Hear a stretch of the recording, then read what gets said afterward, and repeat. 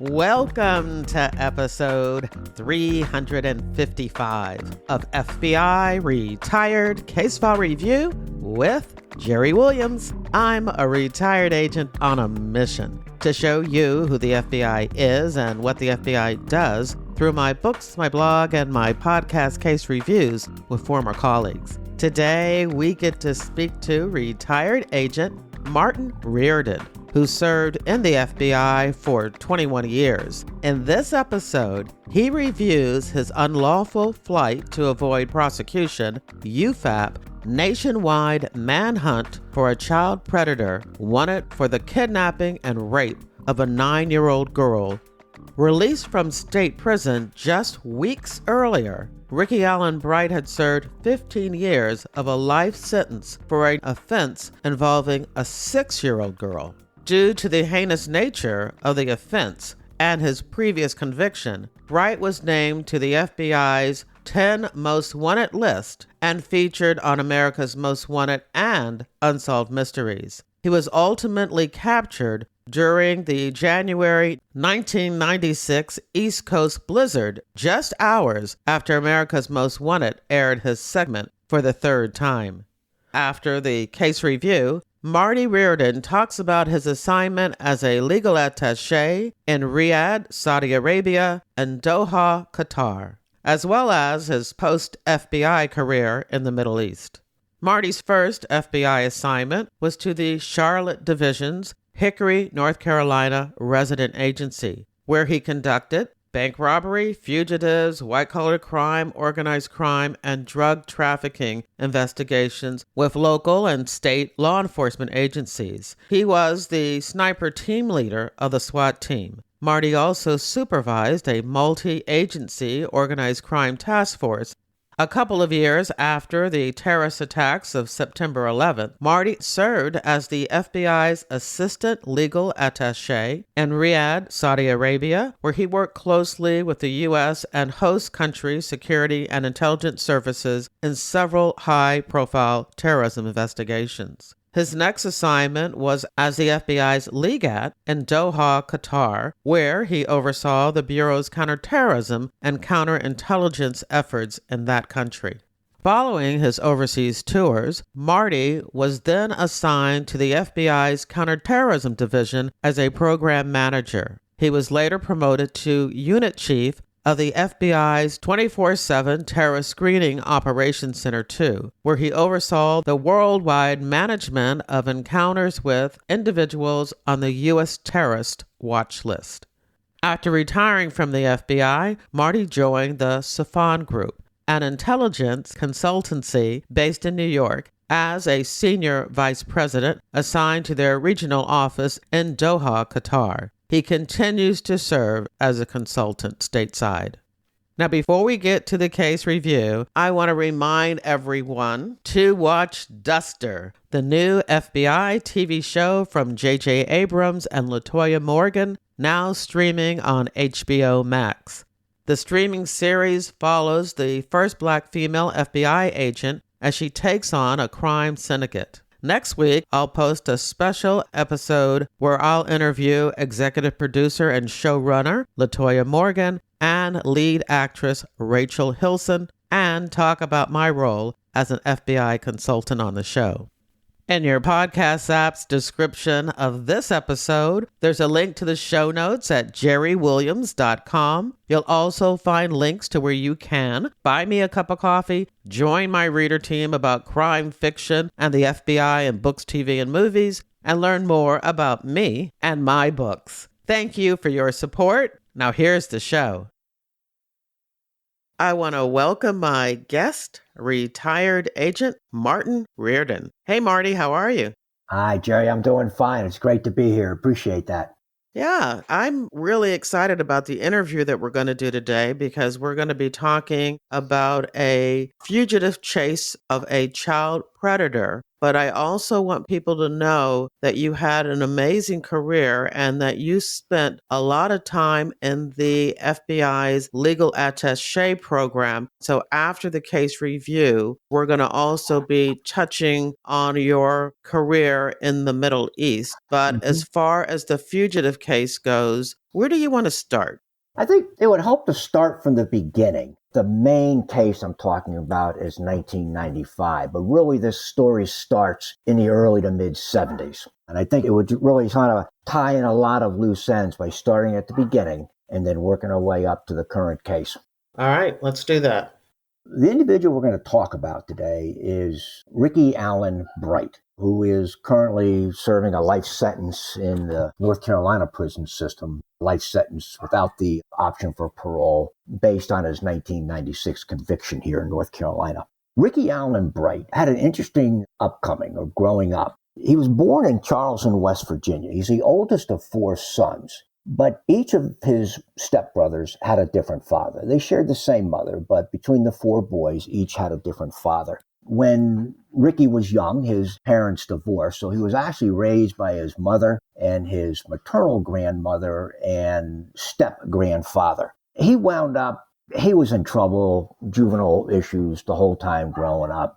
Larcenies, shoplifting, and whatnot. He dropped out of high school in the 10th grade and then went on a crime spree. And in 1971, he gets convicted of auto theft in West Virginia and gets a 10-year sentence. Now, that was actually overturned 3 years later. In 1974, they overturned that conviction and he was released. He winds up marrying a woman he had known for a number of years, first name Kathy. They were married in 1974, and eventually they moved to Warren, Michigan. They went there because Kathy had a sister and brother-in-law that lived there, and she wanted to be closer to them. That is where Rickey Allen Bright picked up an interest in country western music as actually being a drummer. He wanted to be a drummer in a country western band. And this is going to play out throughout the next number of decades. His interest in country western music and his playing drums in different country western bands.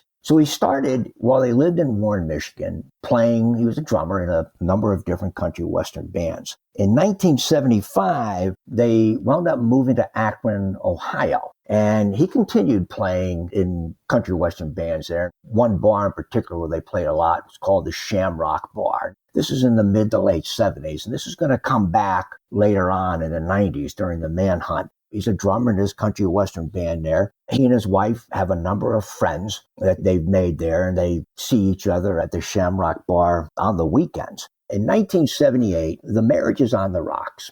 They separate, the first of 2 separations. And Rickey Allen Bright moves to Gastonia, North Carolina. His wife stays up there in Akron. He moves to Gastonia, North Carolina, gets a job as a pin chaser, or sometimes called a pin monkey, but basically the maintenance person at a bowling alley. So he's working at Major League Lanes there in Gastonia as a pin chaser. One night in 1979, the spring of 1979, he's working there. And there is a young couple and their 7-year-old daughter go to the bowling alley. And while the parents are bowling that evening, they left the girl in a game room that was part of the bowling alley. The vending machines in there and different game machines and pinball machines. And that's what she was doing. She was playing around a pinball machine when Rickey Allen Bright approached her. He began talking to her and he asked if she would like to have a bowling pin. 7-year-old girl, and she says yes. So he says, well, I've got them out in the car. Come on outside with me, and I'll show you one, and you can have it if you want. So he takes the girl out to the car, and he opens up the trunk, and there are no pins in there. He winds up throwing her, closing the trunk, but then taking her into the back of the car, kidnapped her, and drove off. He proceeded to sexually assault her. And again, this is a 7-year-old girl. It was not an actual rape. It was an attempted rape because there was no penetration. But he held on to her for a couple of hours and then drove her back to the vicinity of the bowling alley and let her off on the side of the road. By now, the parents had been frantic looking for her. They've called the police. Police units are going all over the city looking for her. And one of the units saw her on the side of the road. They wind up interviewing her, and she describes the individual and where she met him, and they knew right off the bat who it was. She described what happened to her, what he did to her. The police get a warrant. They track Rickey Allen Bright down, and they arrest him. And he is charged in the state of North Carolina with kidnapping, sexual assault, and attempted rape of a minor, this 7-year-old girl. This is all pre-DNA as far as how it was used forensically. What they wound up recovering on his clothes and in his car had type O blood. The victim in this case, she had type A blood. And they found type A blood on the seat of his car and also on his clothing. And all they could really testify at the time was this is what the victim said happened and where it happened, and that Rickey Allen Bright had type O blood and the victim has the type A blood. So it was just putting that in there. There was no DNA. And now there was semen found on her clothing, but there was no way with the blood to say that this blood that's on his clothing was hers. He goes to trial and he's convicted, and he gets, in the North Carolina system, the sentence of life plus 15 years. It was a life sentence for the kidnapping, and it was 15 years for the sexual assault and attempted rape of a minor. So he goes to prison. And while he's in prison, he wrote dozens of letters to the governor asking to be released, saying that he was sorry, but he's recovered. And when I interviewed him after his arrest in 1996, he said that he was sorry only because other inmates told him that if he said, I'm innocent, I didn't do it, they wouldn't even listen to him. So you have to say, yes, I did it. He said, even though I didn't, I admitted that. So he was denying that he had kidnapped and sexually assaulted this first victim? He said he did not. What he told the governor was, I am sorry for what I did. I was drunk that night. I don't remember everything. I'm a changed person. And he became very religious while he was in prison. This is going to play out also later on. He insists that he's innocent. What he told me in 1996, he was innocent. He told the governor that he was sorry for what he did only because he knew, or other inmates told him, if he insisted on innocence because of the evidence, they were never going to let him go. He's a pathological liar. The whole thing of him saying that he's asking, the governor to release him, that I'm sorry for what I did, but hint, hint, I really didn't do it anyway. He did. It was a pretty strong case against him. He goes around during these 15 years from 1980 when he was finally sentenced to 1995. He's in a number of different prisons in North Carolina. He finishes up at a work camp in Wilkes County, North Carolina. Now, Wilkes County it's a rural county. It's actually the home of Lowe's Hardware. That's where Lowe's Hardware was actually founded. It's a fairly rural county in the northwest part of the state, up in the mountains. He's up there. He spends his last couple of years at the prison camp in Wilkes County. There's a Baptist minister that comes in and he goes to services. And he's actually, because he's in a work camp and it's considered minimum security, they allow him to go out on Sundays to go to the services out in town. And then he has to be back by a certain time or just a few hours later. So he had been doing this and became friends with the minister there. He's released from prison in the winter of 1995. At the time in North Carolina, this changed in 1996 because of the 1995 case we'll get to. But at the time in North Carolina, individuals convicted of sexual crimes, when they were released from prison, there was no requirement to notify the local police and sheriff's office. There is now. But at the time, there wasn't. So he's released. He's living in Wilkes County. The sheriff's office, the local police have no idea who Rickey Allen Bright is or what he did. He's living in a trailer park. He's had a number of different jobs from the time he got out. He was a handyman. He was good with minor repairs at home. So he started his own handyman business. And again, like being a drummer in a country western band and a pin chaser and a handyman, this all comes to play in 1995 and 1996 after the next kidnapping, which we'll get to now. So he's living in this trailer park in the winter and the spring, the summer, early fall of 1995. There's a number of families in there, and one of the families has our victim, our 9-year-old victim. So this will be victim number 2. This is who we'll talk about for the rest of the episode. She is the oldest of 5 children, lives there in the trailer with her mother, who is divorced. On a Saturday night, this would be October 7th, 1995. She is staying actually at a trailer next to theirs, a good friend of the mother's, and they're all sleeping there, and they go to bed. The victim goes to bed that night. The next morning, it's still dark. She wakes up naked with tape over her mouth in the front seat of Rickey Allen Bright's car. This is a silver 1987 Chevrolet Cavalier. This is going to come out to be significant throughout the following investigation. She wakes up, Rickey Allen Bright is there, and she knows Rickey Allen Bright. She's known Rickey Allen Bright since he moved to the trailer park. He would take her and her brothers out to get sodas and candy. He even took them to religious services on Sundays on a number of occasions. Knew the mother very well. She wakes up, front seat of the car. She's looking at Mr. Bright. She's petrified. He takes her into the back seat of the car, takes the tape off, and he starts slapping her. And as he's doing this, he tells her, "My daddy did this to me too when I was your age." But then he proceeds to sexually assault her. He did rape her. Keeping in mind, this is just a 9-year-old girl. Between his raping episodes, he has her laying down on the floorboards in the back of the car. She's a very observant girl. Some things that she noticed. One, the floorboards were littered with beer cans, and he was drinking while this was all going on.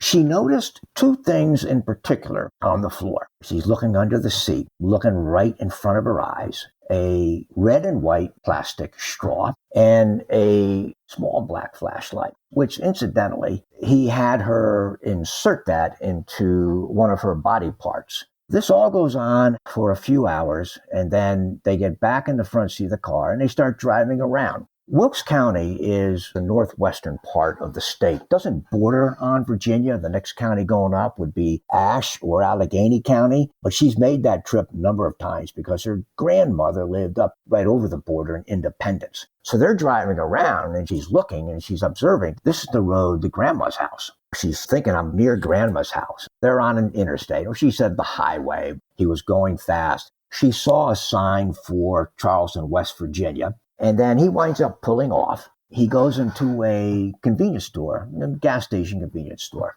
And she stays in the car. She's just frightened. He says, you yell or talk to anybody or try to get out, I'm going to kill you. So she stayed in the car. He came back out. He had changed his clothes. He bought a gray jogging suit, and he wound up putting that gray jogging suit on. He had thrown some of his clothes out, and he threw some of her clothes that had blood on it before they started driving again. He threw that out right after the sexual assault. But he bought this gray jogging suit. They drive around a little bit more.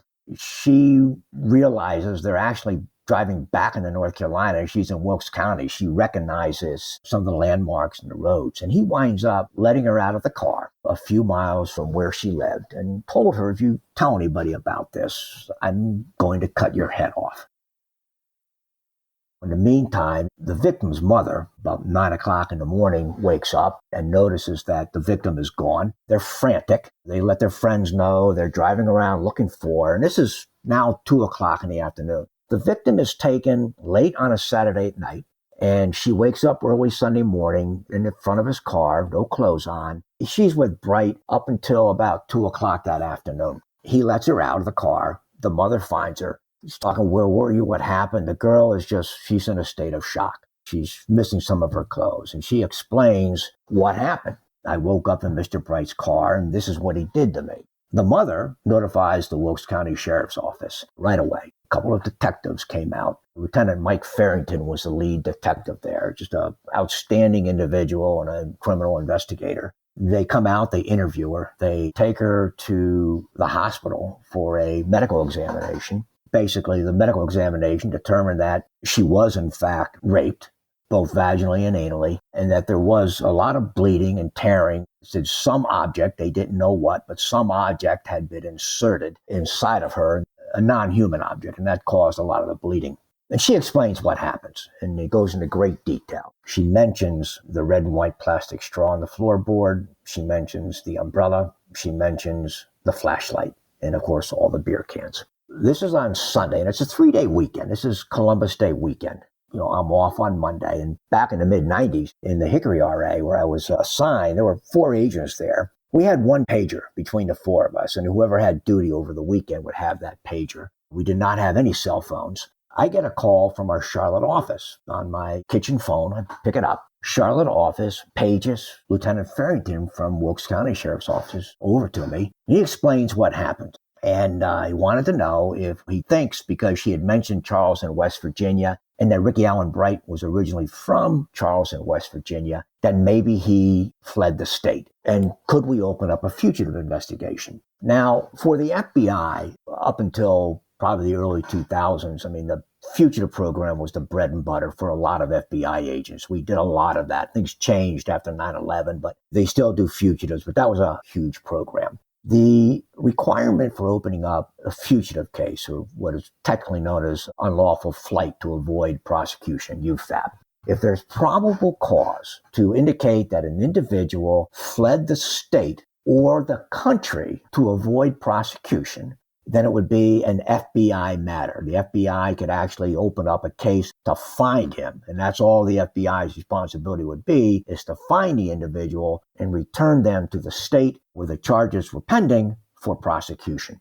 And I worked a lot of fugitive cases. In a small RA, you get a lot of those, and a lot of bank robberies and a lot of fugitive cases. So I got all the information that the sheriff's office had. I did not interview the victim at that point. And then, because we thought maybe he went to Charleston, West Virginia, I called up to the RA. And again, this is on a Monday. This is on a 3-day weekend. So there's nobody in the office. So I call up the headquarters city and asked them to put me through with the duty agent there in Charleston. I spoke to the agent and I explained to him what was going on. We had the mother's address there, Rickey Allen Bright's mother's address in Charleston. It was the only family member at the time that we knew of. Could you go and check? Put it under surveillance, see if he might be there and talk to her. So the agent from our Charleston, West Virginia RA went out there with a West Virginia state trooper that he worked with on a regular basis. They kept the house under surveillance for a while. They can tell that there was somebody inside, but didn't see Bright's car. And this is going to be key in the investigation. Bright was driving a 1987 Chevrolet Cavalier, described as silver, but also sort of a primer gray. It was silver, but it had a lot of dents in it and sections where it was replaced, and it was primed. It was a gray primer. So people always call it the silver gray car with the North Carolina tags. We had that. And they didn't see the car there. They wound up talking to his mother. This is on the 9th. October 9th. They're talking to her, and she denies knowing anything. She says, my son's a good man. He was wrongfully convicted, in North Carolina for something he didn't do. But they thought she was being evasive. They reported back. He's not there. She allowed them to search the house and didn't find him. They thought she was being evasive. The investigation on our part for the next several days, it was cold. The leads went cold. Nothing was coming in. On October 21st, thereabouts, it wasn't the weekend after this was happening, but it was 2 weekends later. America's Most Wanted was big priority were child sex offenders back in 1995. And when they heard about this case, they went down to Wilkes County and they interviewed the investigator, the sheriff, witnesses, whatnot, and they ran the first of what would be 3 episodes on Rickey Allen Bright.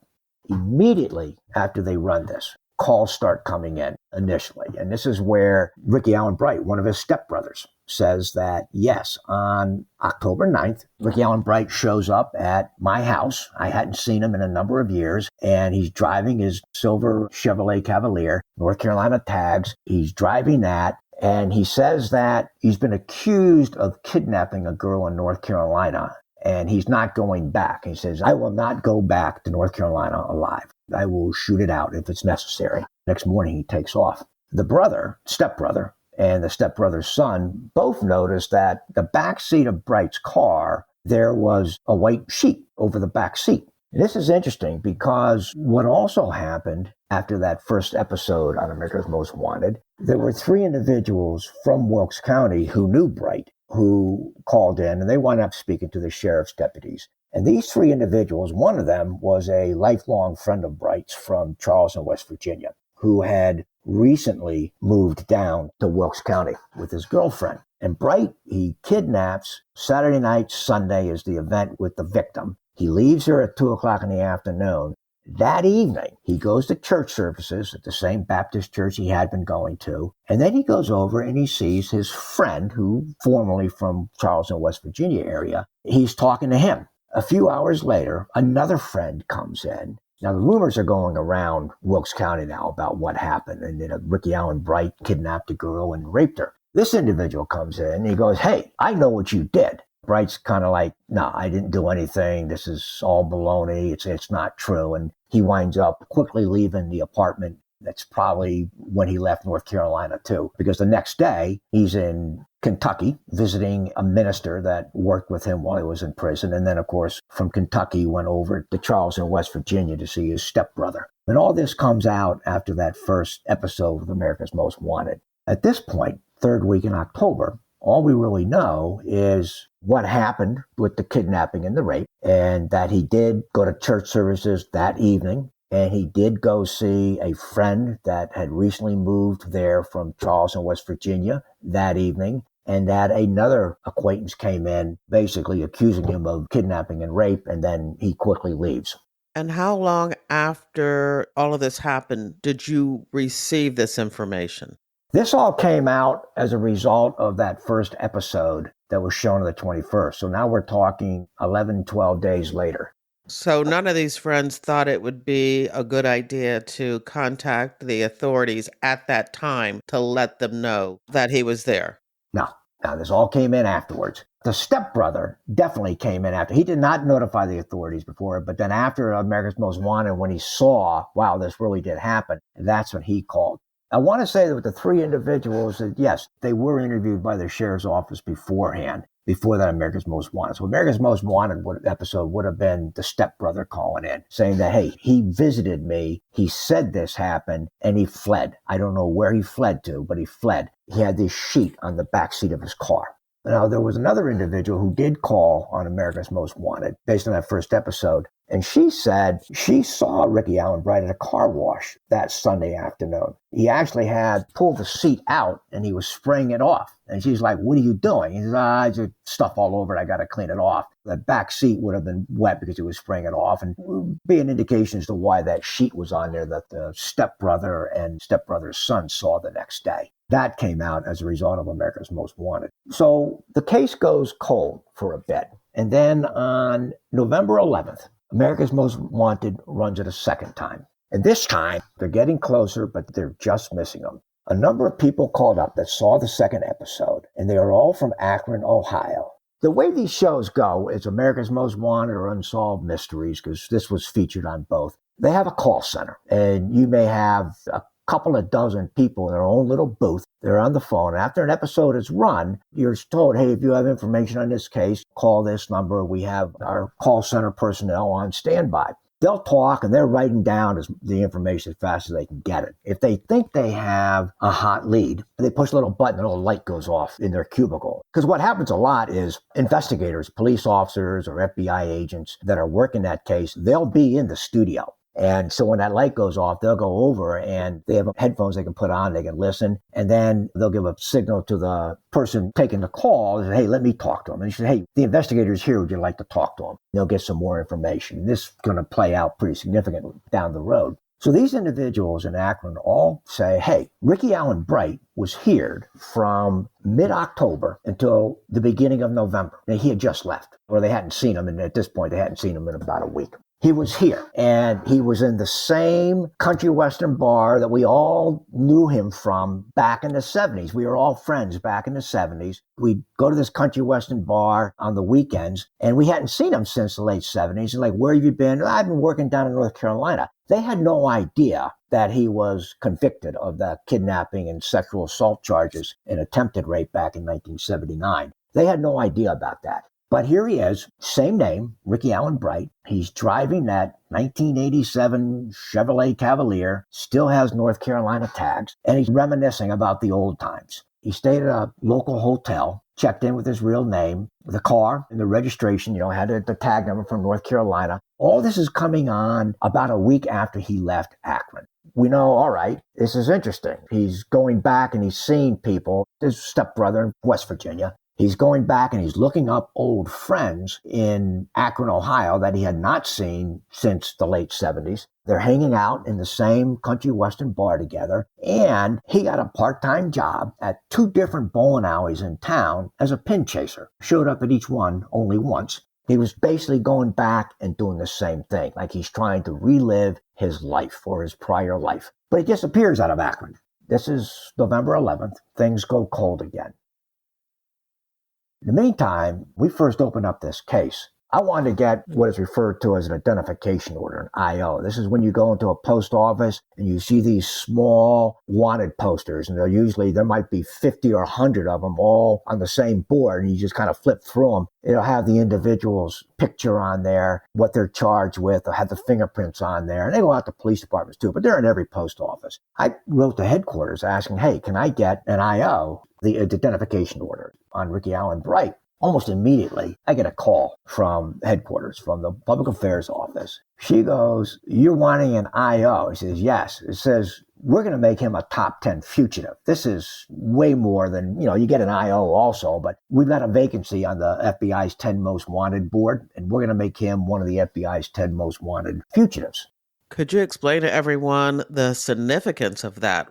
Sure. You can get an IO for any fugitive. Every fugitive almost is going to have one. And it's not a lot of publicity, but police departments have them, and they're in the post office. If you're a top 10 fugitive, and every FBI office and resident agency, the larger ones, will have a board up there in their lobby area. It will have these large placards of each of the 10 most wanted fugitives. So these are the most notorious bad guys in America. And when you think of Whitey Bulger, who was a fugitive for years out of Boston, he was on there. Osama bin Laden, during his years after 9/11, he was on there. The worst terrorists, the worst criminals in America, and most of them are criminals from, in the U.S., are put on there. And the whole idea is there's a huge public relations campaign that goes along with this. Getting it on shows like America's Most Wanted or Unsolved Mysteries, getting it on all the major television networks. North Carolina, they were covering it huge. And of course, newspapers. I had a newspaper clipping, I believe it was from Tampa, Florida, announcing him as a top 10 fugitive. I mean, it's just a huge public relations campaign with the idea that if you get this person's picture and what he did out in enough television news stations and enough publicity, somebody's going to recognize him, and they're going to call the police or they're going to call the FBI, and you arrest him. Now, some top 10 fugitives are on that board for years. Some are never even found. And after a number of years, the Bureau will just presume that perhaps they died and they might replace them. But Rickey Allen Bright, the Bureau decided by early November 1995 that he was going to be a top 10 fugitive. This is where it gets interesting. At this point, we're getting great leads from America's Most Wanted. I mean, that show, and I was up there for another running that they had, getting great leads from them. They're running with this case. But there was a complaint because you had the two big television shows that aired FBI fugitives. It was America's Most Wanted and it was Unsolved Mysteries. Once the Bureau decided they're going to make him a top 10 fugitive, Unsolved Mysteries had complained some months before that, hey, why is America's Most Wanted getting all the top 10 fugitives and we're not? America's Most Wanted was getting a lot of them, but not necessarily because the Bureau was saying, hey, we want you to put this on there. They were already running with it. America's Most Wanted, it's all about fugitives. Unsolved Mysteries, there might be a fugitive, but there might be an alien abduction, some ghost story, some sort of mystery. So it's not strictly fugitive. So America's Most Wanted was getting a lot. Well, the two networks agreed in the summer of 95, before the second kidnapping out of Wilkes County. They agreed that the next top 10 fugitive, the announcement would be made by Unsolved Mysteries. That was an agreement by both networks. When the FBI notified them in November that, hey, next month on December 15th, we will publicly announce Rickey Allen Bright as the FBI's newest top 10 fugitive. It'll be on Unsolved Mysteries. I think there was maybe some bittersweet feelings for America's Most Wanted because they had been running with this and got some great leads, but they had agreed to it. So nothing is happening in the meantime. We're interviewing all his former prison acquaintances and family members, anybody that could have known him. We're interviewing them to get a profile. December 15th comes up, and it's the airing in Los Angeles at the studio for Unsolved Mysteries. I flew out there for that. And then actually there was another agent from the Hickory RA, Randy Brown, that flew out there with me because he had the Richard Lynn Bear fugitive case also out of Wilkes County. They had been airing that one for several years, and to this day, he's still on the run. But they were going to rerun it that night. So we both went out there. We're in the studio, And the episode, for Unsolved Mysteries, they said, tonight, special announcement, we're announcing the FBI, the next top 10 future for the FBI, Rickey Allen Bright. And they show his photo and they kind of review what happened and whatnot. We get a call in. The individual that takes the call is writing this information down, realizes that this is pretty significant information. He or she presses the button, turns on their light. And so I can see, okay, I need to go over there. And I get over there and say, let me talk to him, please. And she says, hey, I have the agent that's handling that case right here. Could you talk to him? So I'm talking to this individual. And he is the owner of a bowling alley in Warren, Michigan, Pastime Lanes in Warren, Michigan. He tells me he's actually, at the time, he's on vacation. He's not in Michigan. I want to say he's in Las Vegas. And he calls up and he says, I just saw the episode. Rickey Allen Bright worked for me from the end of November for a couple of weeks until early December. He worked for me as a pin chaser, basically repairing the lanes when the pins get stuck and they go down. The last time he was at work, he's a suspect in a burglary there. 3 blank checks from Pastime Lanes that were taken. And he had this huge plastic container that you put pretzels in, like a 2-gallon container that you can load up with pretzels. He had that loaded up with a couple $100 worth of silver dollars in there. He takes that and he takes these 3 blank checks. He takes all this and he never shows back up to work. Is he working there using his real name?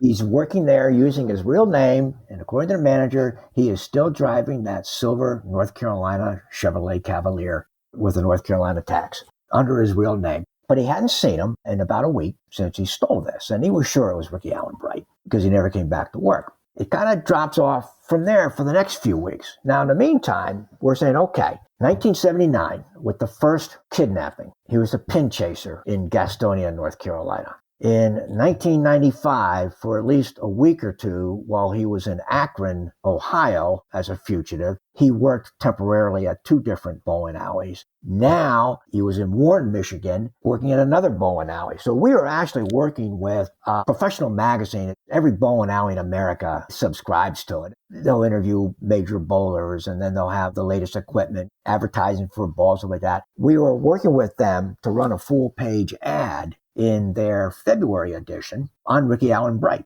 He's worked in bowling alleys before, and he continues to work in bowling alleys. He wound up getting arrested before that issue came out, but we were figuring this is probably our best way to get him.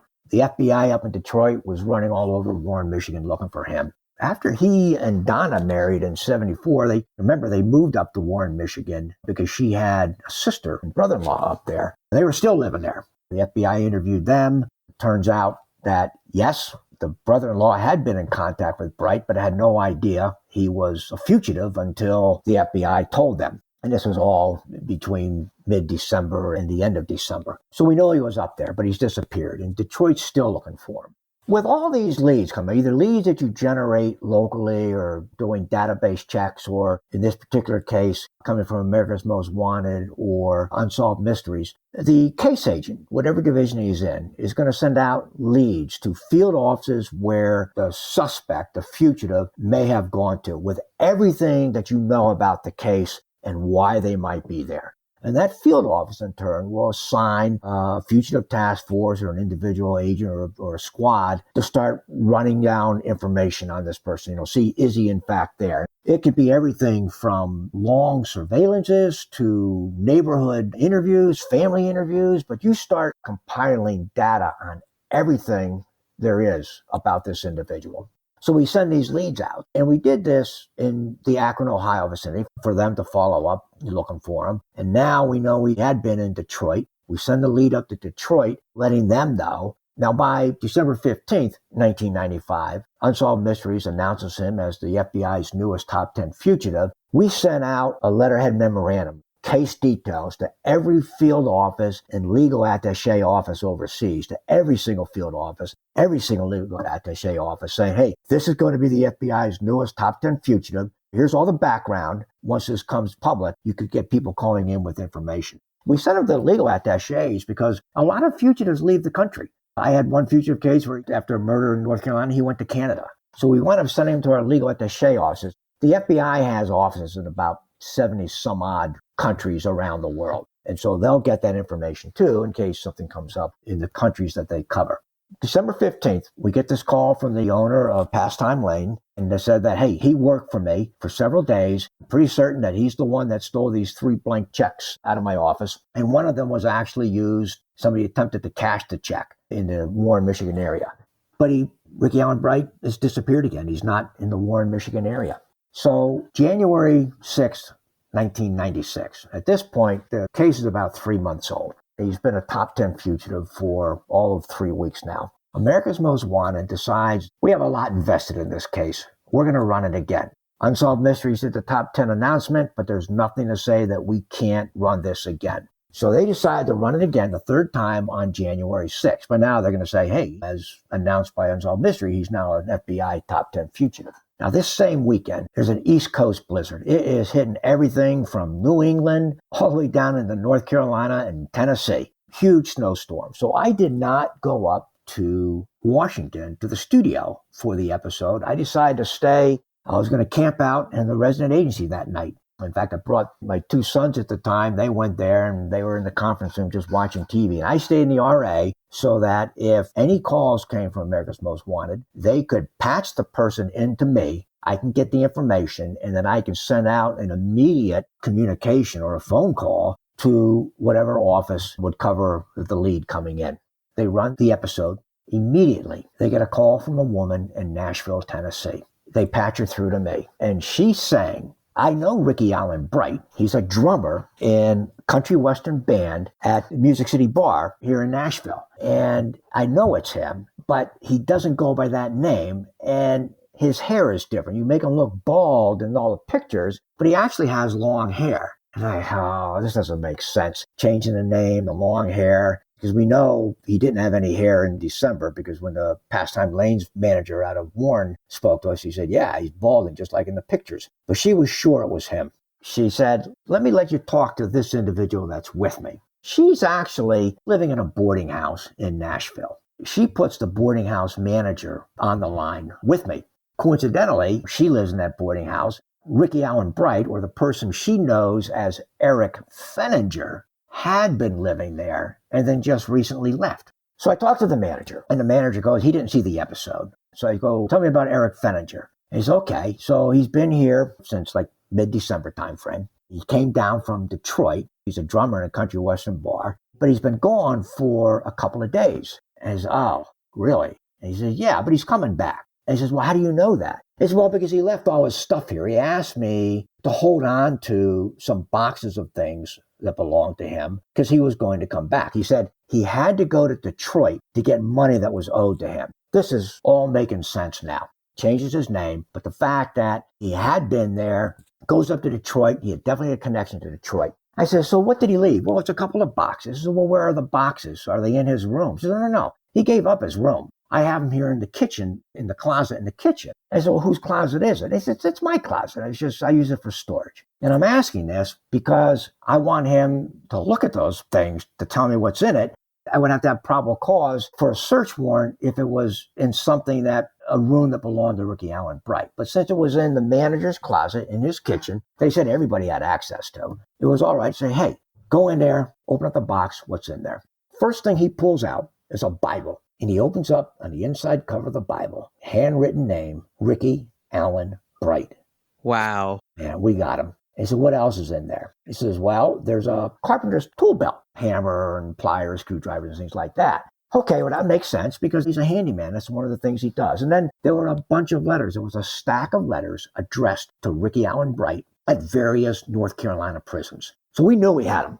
What about the hair? This guy said, yeah, he doesn't have short. Well, he didn't see the episode, but he described him having longer hair. The girl said he had the longer hair. We're pretty certain we got him, but he went to Detroit. The manager said he went to Detroit, but he's coming back. So I'm already talking to the agents in Detroit that night. He went to Nashville, but he went back to Detroit, supposedly getting money that was owed to him. So Detroit's getting mobilized. A little while later, this is like an hour after the show ended, because they stay there for a couple of hours to man the phones. America's Most Wanted calls back again, and they say, hey, we got another caller. He's a leader of a country western band in Nashville, and he says Rickey Allen Bright is his drummer, but his hair is different now, and he goes by the name of Eric Fenninger. He's like, holy smokes, put him on. We talked to the individual, and he goes, yeah, This guy, Rickey Allen Bright, I know him as Eric Fenninger. He is my drummer. He's been here for a couple of weeks. He's been playing with us. So I said, well, where is he now? Is he still working for it? He says, yeah, I saw him this afternoon. Now, remember, there's a blizzard all over the East Coast, to include Nashville, Tennessee. The name of the band was Brian Gale and Half Off the Wall. That was the name of the band, Brian Gale and Half Off the Wall.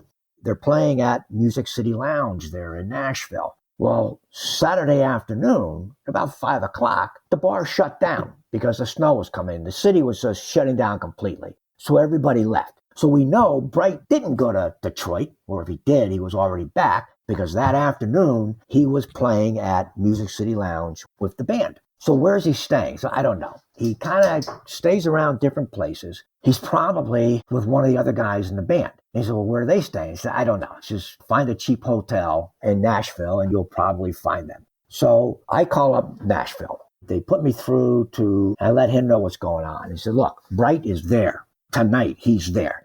Give him all the information. He mobilizes the task force. It's police officers and sheriff's deputies from the Nashville area on the task force. They all come out. But with the snowstorm, the Bureau didn't have a lot of SUVs back then. It was mostly sedans. Well, the task force officers, they all had the SUVs. So they're putting four-wheel drive. They're driving around this snowstorm all through Nashville, checking every low-price hotel in town. They're going around, they're checking all these hotels, looking for his car, because both the boarding house manager and the band leader said he's still driving this North Carolina car, but he's got a different name now. He's going by the name of Eric Fenninger. So they're going around to the different hotels. They finally go to the Continental Inn on Murfreesboro Road in Nashville. And they're in the Continental Inn, and they see the car, gray Chevrolet Cavalier, North Carolina tags. So they go into the office, and this is 1 o'clock, 1:30 in the morning, Sunday morning. Have you called Detroit and asked them to stand down? No, I would not have done that yet, because this was happening so fast. Right after we sent the lead to Detroit, we get the call from the band leader, and he's still there. So did I call them right back and let them know? I don't recall. This was 30 years ago, and I don't have that in my notes. I would have contacted them. Certainly, if not that night, by the time he was arrested, I certainly would have. They go to the Continental Inn. They go in and they talk to the nighttime manager. They ask if Rickey Allen Bright is a guest there. She goes, don't recognize the name. It's all right. How about Eric Fenninger? Don't recognize the name. They show him a picture, and she's looking at it, and he says, you know, it kind of looks like a guy that came in earlier this evening, but he's not a guest. He knows somebody that's staying here. I gave him the phone. He winds up calling them, and then he left. He went up to the room. I don't know what room he went to, but it looks like the guy that came in. Task force officers came up with a ruse to get him down. What they did was they took one of their vehicles. Again, it's a snowstorm in Nashville. They took one of the vehicles and put it up against the backside of Bright's car, making it look like they skidded into him and there was an accident. So the manager starts calling up the guest rooms and saying, hey, hate to wake you up. And again, this is 1:30, 2 o'clock in the morning. Hate to wake you up, but there's been an accident down in the parking lot. If you have a Chevrolet Cavalier with North Carolina tags, such and such, can you please come down? Several rooms were called, and everybody, no, not mine, not mine. And finally, guy goes, yeah, wait. And another person comes on the phone and says, what's going on? And she explains, and says, yeah, okay, I'll be right down. And so Bright comes downstairs, and as he's approaching the office, the task force officers are looking at him, and he's like, man, this does not look like the guy in the pictures. The hair is just way too long. And as you go in the office, one of the officers yells out, hey, Bright. And he stops. And he turns around and looks at the officer. And that's when they knew they had him. And he did not deny who he was. He was taken into custody. They have him handcuffed, but it's been snowing out. It's slick. He slips when he's in handcuff, and he falls down. He messes his shoulder up a bit. When he hits the ground, though, he had a toupee on, and the toupee came off. And once that toupee came off, there was his bald head again. So even back in the 90s, this must have been an unbelievable toupee with the long hair that nobody realized he was wearing. It's interesting, and I never did see a picture of the toupee, but it's interesting. In Nashville, the woman that called and said, I know this is the drummer at the band, but he has a different name. And then the actual band leader calls and said, that's my drummer, but a different name. The facial features they picked up and just his characteristics, because we had so much information on him at that point. Even with the longer hair, the toupee on, they said, this is the guy. And then, of course, it's too late to notify everyone in the Bureau, but first thing Sunday morning, we sent that electronic communication out Bureau-wide saying that Rickey Allen Bright was taken into custody in Nashville without incident. In this case, Rickey Allen Bright's arrested in Nashville, Tennessee. He's wanted on the kidnapping, rape, sexual assault charges in North Carolina. But you just don't say, okay, let's take him to North Carolina the next day or whatnot. There has to be a hearing. There has to be a hearing in Tennessee to decide, was there probable cause to charge him with this to begin with, for the warrant that we have, and then can we return him there? Sometimes the people will fight their extradition. In this case, he didn't. Within a matter of days, he was back in Wilkes County, in the jail there, in custody, facing the charges. At this point, the U.S. Attorney's Office in Charlotte was considering charging Bright federally with a kidnapping. So we were running really two cases concurrently. The state of North Carolina was running, now that he's in custody, they're finishing up their case. He's already been indicted. And federally, we're looking at, okay, if for some reason North Carolina drops the case or the U.S. Attorney's Office decides to overrule them and take it into federal court, we're building this case. How I wound up interviewing or interrogating Bright when he was in Wilkes County Jail to get his statement after advising him of his rights. U.S. Attorney's Office declined the prosecution. It was a stronger case in North Carolina because we would have had to have federally proven beyond a reasonable doubt that she was taken out of the state of North Carolina. All North Carolina had to prove was that she was taken out of her trailer, raped, and sexually assaulted. There's a lot of forensic evidence to show that.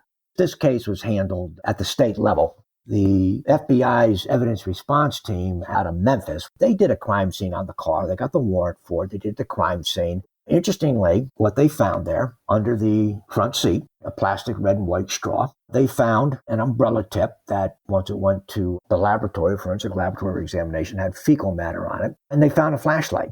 The seats, because she had mentioned about bleeding and whatnot, they did the presumptive test, the black light and whatnot. It could be blood, but you were saying that the decision had been made that the case was stronger for state court because they didn't have to prove that she had been taken across state lines to either Virginia or West Virginia.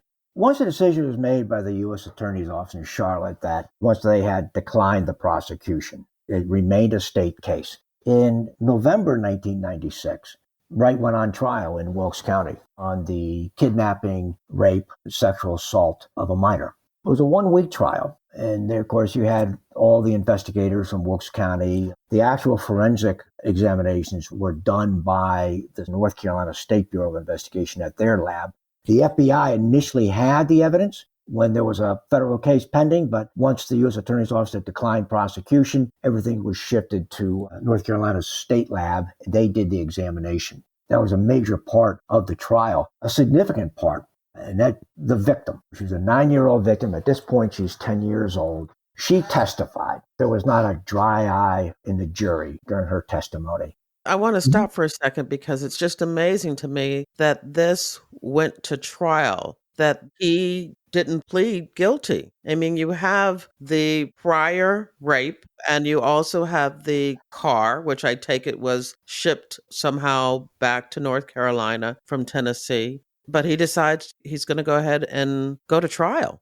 He went to trial. I think he knew that gets convicted, he would go to prison and never get out. And he was just keeping his fingers crossed for one juror that would not convict. The trial lasts a week, and a lot of it is the results of the forensics examinations. And of course, key to that, semen that was on her clothing when she was released, that was tied to Rickey Allen Bright. It was a genetic match to that. And incidentally, there's a system, CODIS. It's a system for cataloging DNA samples, usually of sexual predators, but oftentimes I think it's violent offenders. This database is maintained by the FBI. So there's DNA samples that are on file. Rickey Allen Bright's DNA was on file with the FBI. And this was, for North Carolina, it was the first positive hit on DNA through the CODIS system. They actually took his DNA, they entered it into the CODIS system, and it came right back. Yes, Rickey Allen Bright. It was already on there. That was the first actual hit on the CODIS system for the state of North Carolina.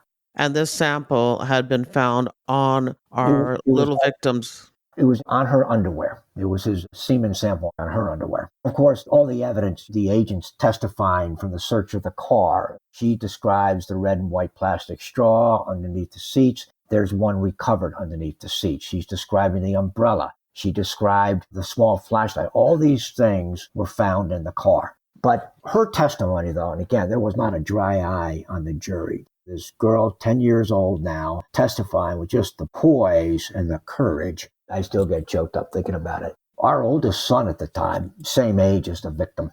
My wife brought him up to the trial one day. It was the day that I was testifying. She did this on another trial a few years later, but the whole point of it is she wanted to emphasize on him that there are wicked people in the world, and you need to know this. I introduced him to the victim afterwards, but it was very emotional. But he was convicted, got 150 years, basically life without the possibility of parole. Now, he has appealed that and has gone all the way up to the North Carolina Supreme Court, and they have upheld the conviction and the sentence. He said the sentence was cruel. They upheld the conviction and the sentence, so there is not a chance that he'll be released from prison. He'll wind up dying in prison. He's 70 years old this year. This is 1996. Fast forward, February of 2020. I'm retired from the FBI. I had been retired since the end of 2011. I was working overseas, and the company that I worked for received an email from her saying, "Can you forward this to Martin Reardon?" She starts the email off by saying, "Hello, my name is so-and-so. I don't know if you remember me or not, but I just want to give you a huge thank you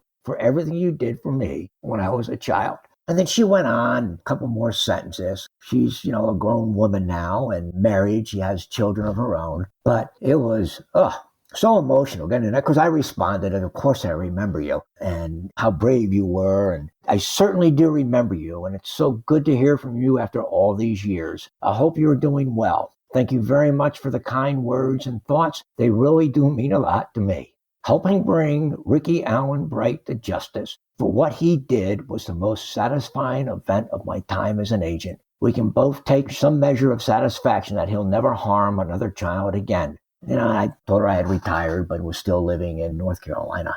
In any event, justice was served.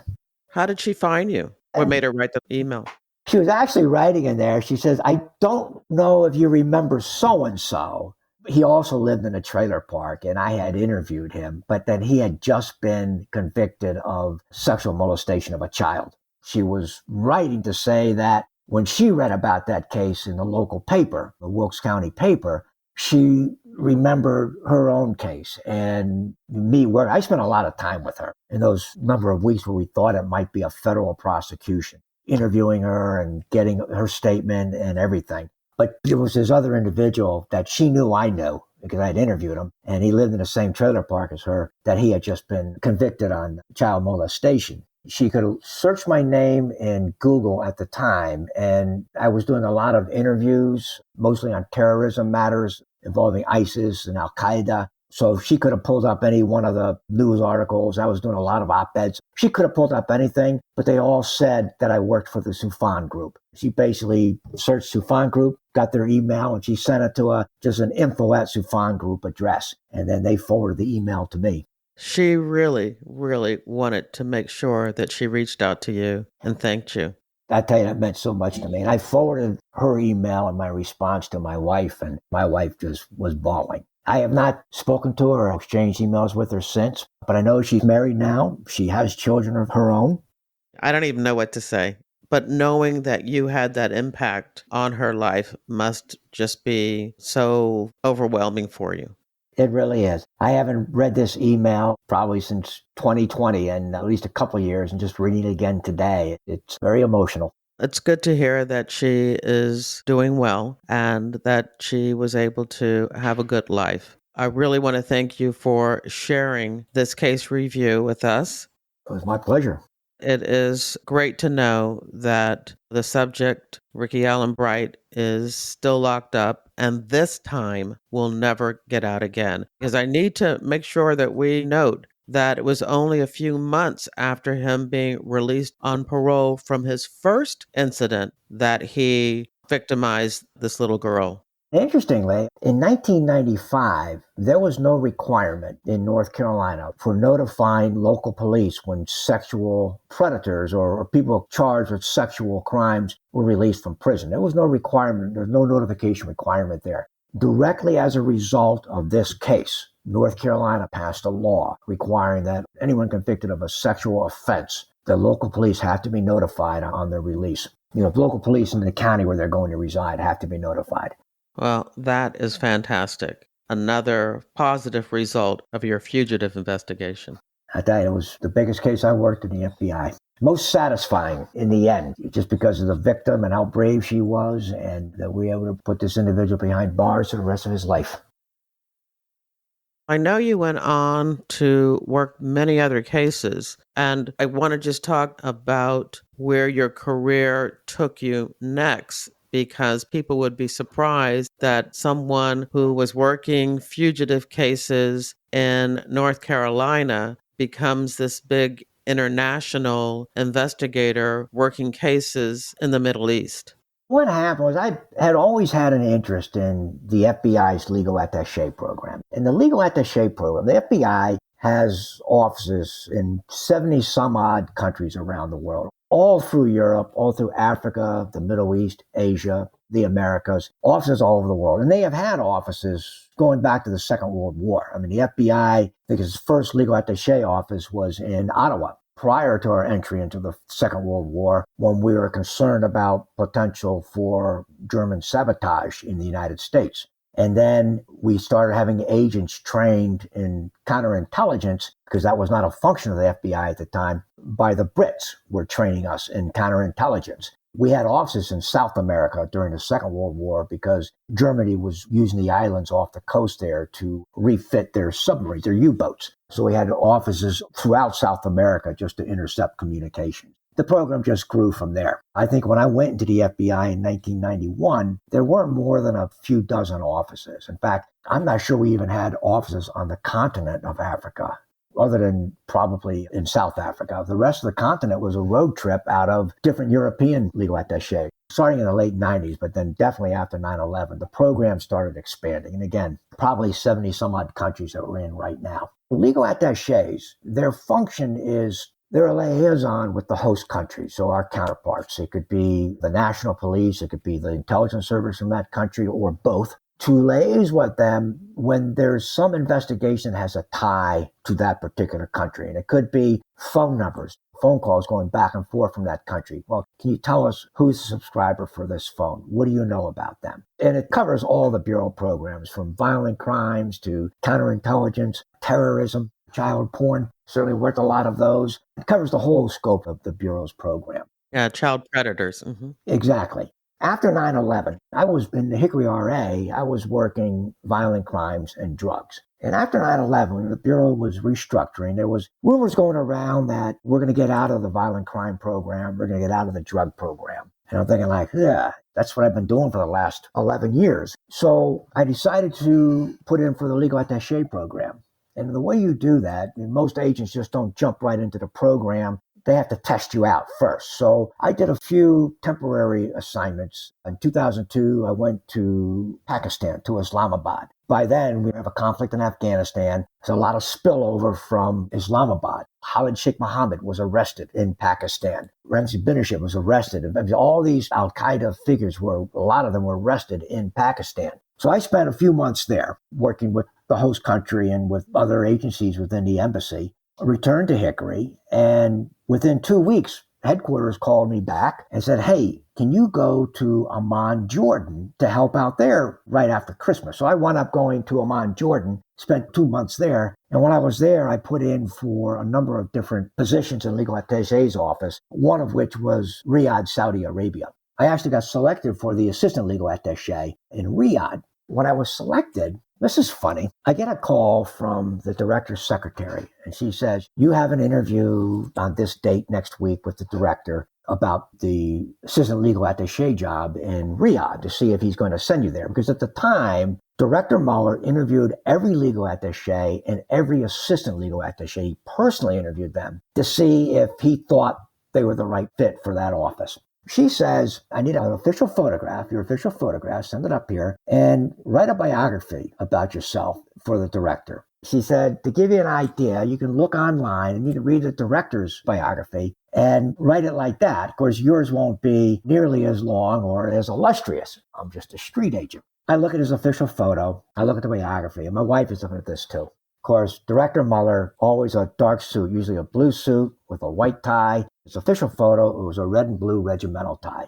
And I had a blue suit. I had one made in Islamabad when I was there the year before. And of course, I had lots of white shirts. I did not have a red and blue regimental tie. So my wife, on her own, without even mentioning it, she went out and bought one for me. I'm writing my biography, and I notice on his, when it starts out, it says, after he graduated from Princeton, he got a commission in the Marine Corps, and he was an infantry officer in the 3rd Marine Division in Vietnam. And I think, well, I certainly didn't go to Princeton, and I was not an infantry officer. I was a Marine officer for 11 years before the Bureau, but I was an artillery officer. But my first assignment was in the 3rd Marine Division in Okinawa. So I put that in there, following my graduation from the Citadel, I commissioned as 2nd Lieutenant of the Marine Corps, artillery officer, first assignment, 3rd Marine Division in Okinawa. So I send that up, and I go in for the interview, and I walk into his conference room. He's sitting at the end of this long conference table that probably holds a couple of dozen people. It's just him and the deputy director at the time. So I walk in there, the morning deputy director.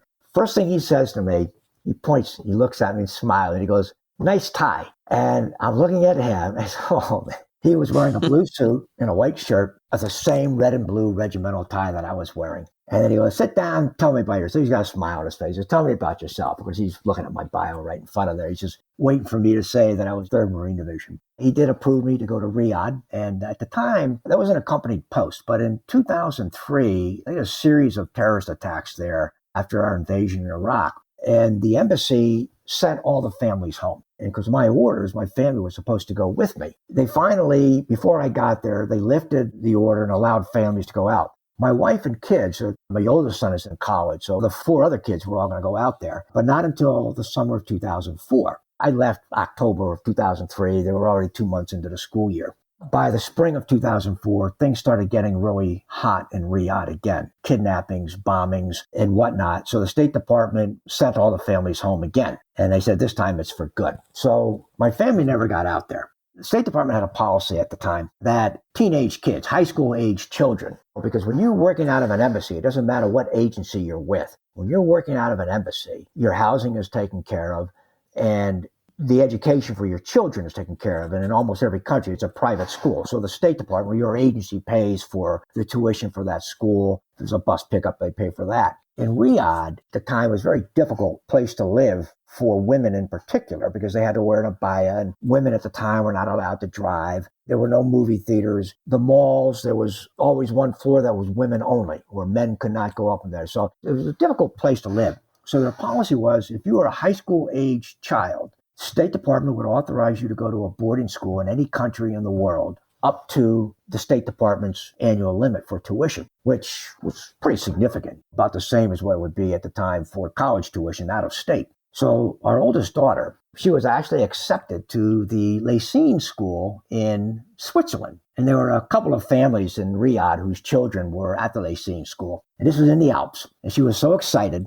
The rest of the family was going to Saudi Arabia, but she was going to a boarding school in Switzerland for her junior and senior year. And on Thursday, after the morning classes and lunch, it's some outdoor activity, skiing or snowboarding in the winter or hiking in the warmer weather months. She was so excited. Well, when the State Department canceled the family orders again in the spring of 2004, she called up and, "Daddy, does this mean I can't go to the Lacine School in Switzerland?" I said, "Yeah, Princess, I'm sorry. If Mom and the rest of you all don't come to Riyadh, that deal is off." She was heartbroken temporarily. But I did the 2 years there in Riyadh. We were opening up a new office in Doha, and the Bureau sent me there as the legal attaché. And of course, my wife and now the 2 older kids are in college, but the 3 younger kids all joined me there with my wife. It was a new office, opened it up, and spent about 3.5 years there. I met a lot of really good friends, people I'm still friends with. My future boss, Ali Soufan, who was a former agent at the time when he left the Bureau after about 8 or 9 years in 2005. At the time, he was one of the few native Arabic speakers that the Bureau had. He was the case agent for the USS Cole bombing in Yemen. Hulu did a series on that, The Looming Towers, and that was about Ali Soufan. I interviewed Ali Soufan on episode 154, and it was all about the USS Cole bombing and his book, The Black Banners, which the TV show on Hulu that you were talking about was featured in. Yeah, exactly. That was in the port of Aden. Yes. Ali left the Bureau in 2005 timeframe and wound up working with a private security company in Doha. And he was there the whole time I was there. We became very good friends. And then in fall of 2011 is when he wrote Black Banners. And he was down in Washington, D.C. at a think tank with Peter Bergen giving a talk on Black Banners and Al-Qaeda in general. At the time, I was at the Terrorist Screening Center in Vienna.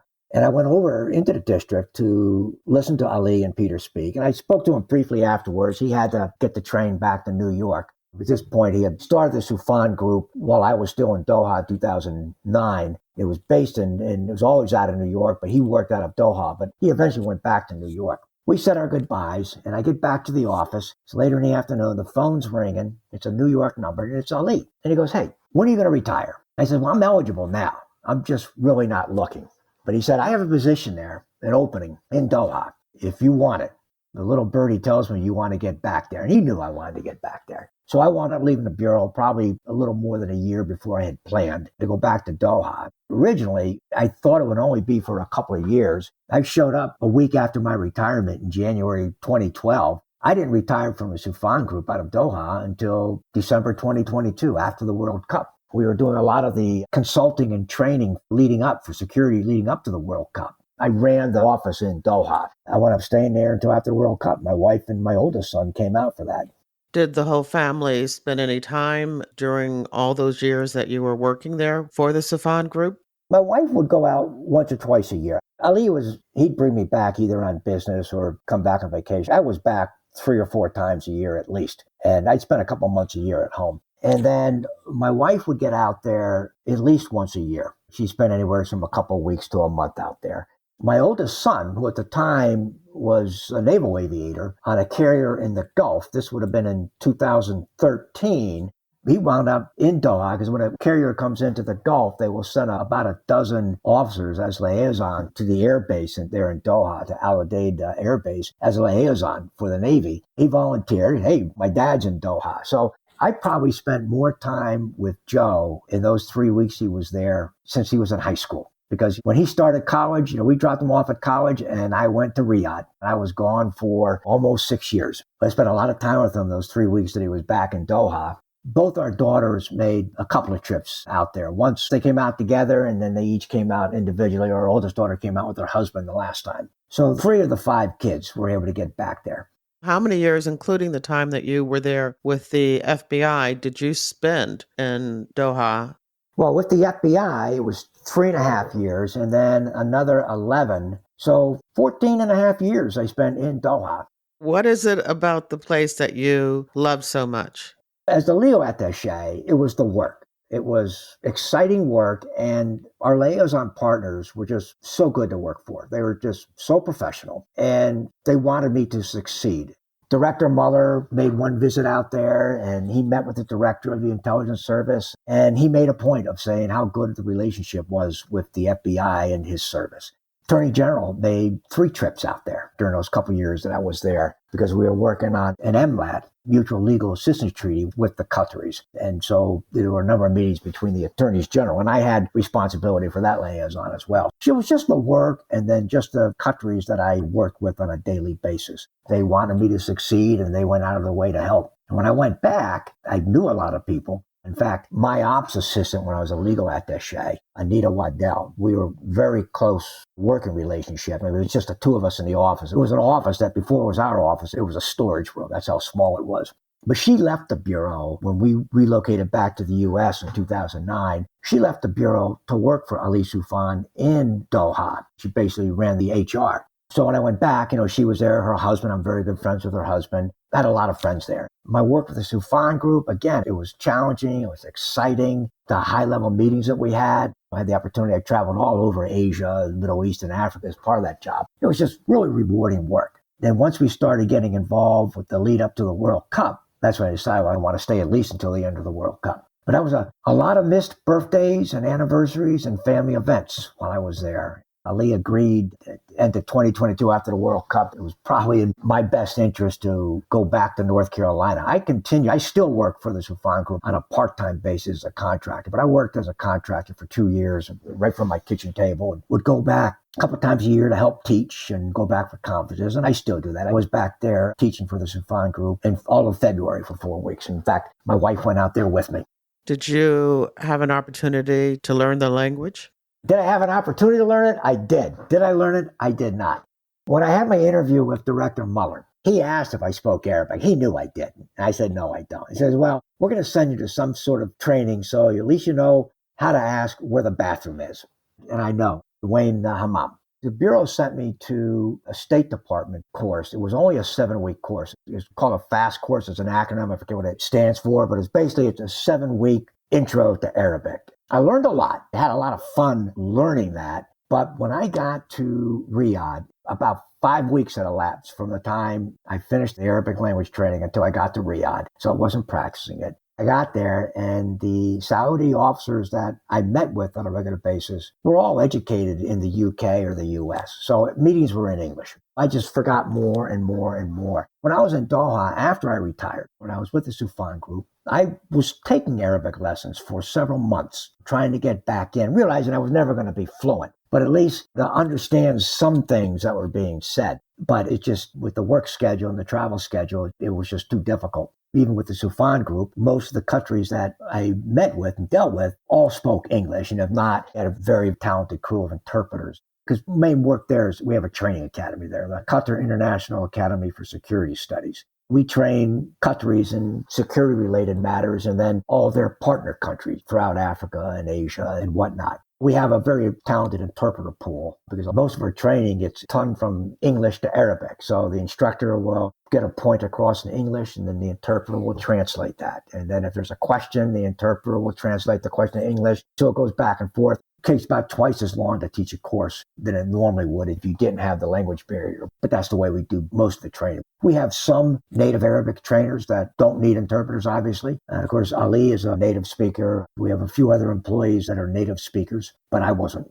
There are few agents who have as a diverse career as you did in the FBI, starting off first with fugitives and violent crime and then moving into international terrorism. You definitely have enough materials for a book. Have you ever thought about that? I get ribbed about that sometimes because Ali has written 2 books now. Everybody writes a book. Other agents that I know that are all writing books. I thought about it. I'm working on a book for my family. Probably won't go beyond my children and grandchildren and whatnot, but it's my life growing up, but it's our roots. My father's parents emigrated from Ireland. My mother's parents emigrated from Croatia, both pre-World War I. My grandfather's a retired Chicago police officer. He retired in 1942. He was a doughboy in the First World War and then Chicago police officer for 22 years. I'm writing their story and really just for the family and stuff like that. That's what I'm working on now. Well, that's fine. I just think it's important for all of us to share our stories, even if it is just with our families, because I'm sure you agree that for the most part, our families don't really know what we did in the FBI, and it's great to share those stories. We're at the point where I ask my standard question, when and why you joined the FBI in the first place. Sure. I started off in the Marine Corps. I went to college at the Citadel in South Carolina. Got a commission as a second lieutenant of the Marine Corps in 1979 when I graduated.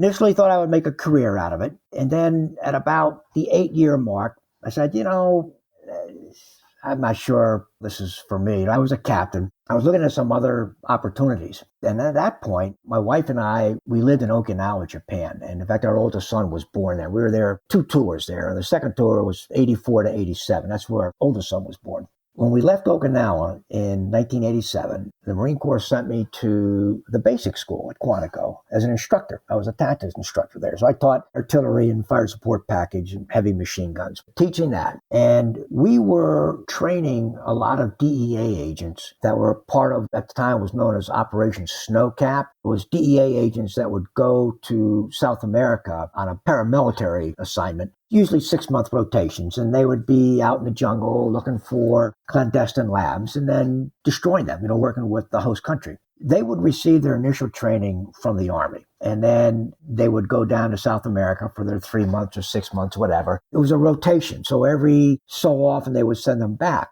Before they sent them back for the subsequent rotations, the Marine Corps was training them, and we were doing that at the basic school. So I was working with a lot of these DEA agents doing patrolling tactics, throwing hand grenades. Since I was a weapons instructor, the M79 grenade launcher, which military stopped using in the early 70s, late 60s, when they put that attachment on the M16 rifle. But it used to be a standalone, looked like a very big shotgun or a short shotgun, but it was a 40 caliber. You fire one round at a time. They were using that for the pyrotechnics and the smoke and the CS gas and whatnot. So we would take them out to the range and make sure that they were using them correctly. One of them, and I told them I was thinking about getting out. So they suggested that I apply to the DEA.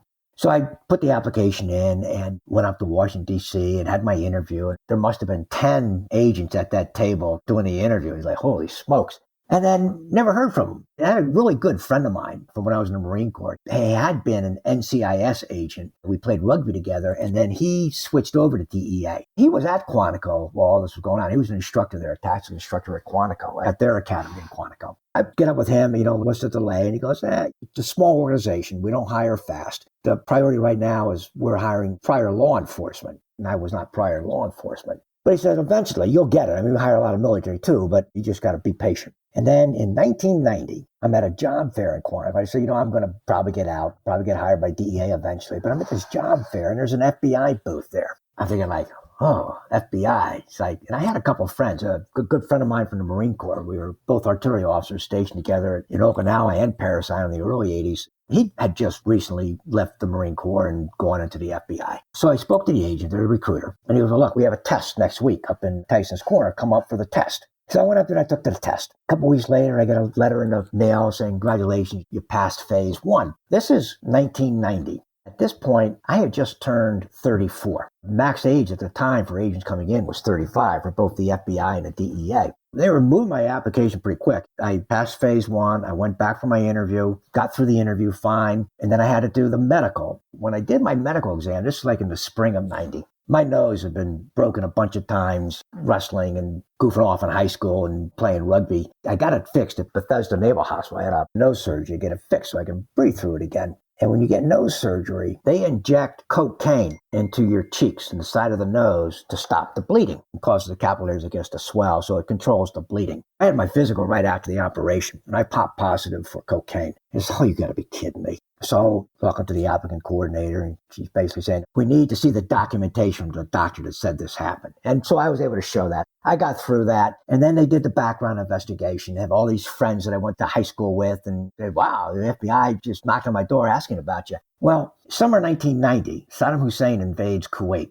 America's going to war again. We had Desert Shield first, and once the fighting started, Desert Storm. I'm still an instructor at the basic school, and I'm calling up the headquarters trying to get any kind of a slot. My brother was a Marine Lieutenant Colonel at the time with 1st Marine Division, and he was on the plane. He was in Saudi Arabia waiting to go in. So I'm trying to get there too. And they said, you're a tactics instructor. This is going to go on for a long time, so we still have to train people. So no, you can't go. And then early January 91, just came off of Christmas leave. I get a call from the FBI, the applicant coordinator, and she goes, congratulations. We have a slot for you on February 10th. Are you still interested? And I'm thinking like, oh, yes.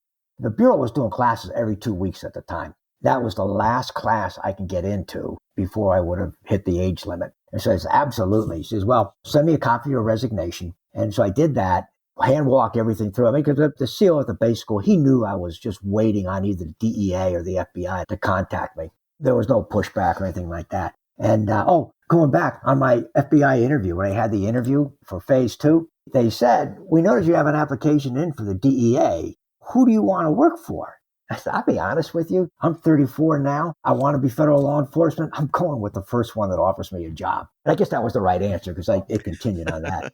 So I put in my resignation. And a week later, mid-January 91, the air war starts in Iraq and in Kuwait. Desert Storm starts. The Marine Corps puts a stopgap on Alta Park. Nobody can get out. I think, you got to be kidding me. I wait a few more weeks. I don't hear anything. It's the end of January. My resignation's already up there. But in February, mid-February, was the major selection board for my next promotion. There was a selection board. If I have a letter of resignation on file, they won't consider my package. So I call up the headquarters of the Marine Corps, and I talk to the separations officers. Yeah, I said, I put my resignation in, but we have a stopgap. I can't get out now. I said, let me check. And he goes, Captain, I don't know who you know, but yours is the only resignation that has been approved that I can see in this whole stack. He says, we're actually sending a communication out here this week that you're out of here. You'll be in the academy on February 10th. That's how I wound up getting out. I love the Marine Corps up until the day I got out. Never had a bad job. It's the people working with it. I still friends with a lot of them. Same thing with the Bureau. I mean, the Bureau was even a better experience. I mean, I never had a bad day in the Bureau. Never had a bad boss. And not a lot of agents can say that, but I never had a boss that I didn't have the utmost respect for. The Bureau was very good to me for 21 years. I like to give my guest the last word. What would you like to say? Never take your job so seriously that you forget what's most important in your life. And if you have a family, that's what's most important in your life. I have regrets for both Bureau time and since of birthdays and anniversaries and family events. Things as simple as Saturday afternoon soccer matches that I missed because of work. And if I could do it over again, I would have been at a lot more of those events. And that's the end of the interview. In your podcast app's description of this episode, there's a direct link to the show notes where you'll find a photo of Marty Reardon, along with links to articles about the manhunt and capture of fugitive Rickey Allen Bright, the FBI's 10 Most Wanted list, and the FBI's Legal Attaché program and case-related images. There are also links to more FBI retired case file review episodes featuring fugitives and the role of the FBI overseas. I hope you enjoyed the interview and that you'll share it with your friends, family, and associates. You can show me just how much you liked it by buying me a coffee. There's a link in your podcast app's description of this episode, or you can visit jerrywilliams.com and tap on the little coffee cup icon in the bottom right-hand corner of my website. Don't forget to follow FBI Retired Case File Review on your favorite podcast app. Now, this podcast is all about true crime, but if you're also interested in crime fiction, once a month via my reader team email, I keep you up to date on the FBI and books, TV, and movies. When you join my reader team, you get access to my FBI reading resource, a colorful list of more than 70 books about the FBI written by FBI agents who have been guests on this podcast. There's nonfiction, crime fiction, true crime, and memoirs. You'll also get my FBI reality checklist where I debunk 20 cliches about the FBI and receive news about what I'm up to and about my FBI nonfiction and crime fiction books. I want to thank you for listening to the very end. I hope you come back for another episode of FBI Retired Case File Review with Jerry Williams. Thank you.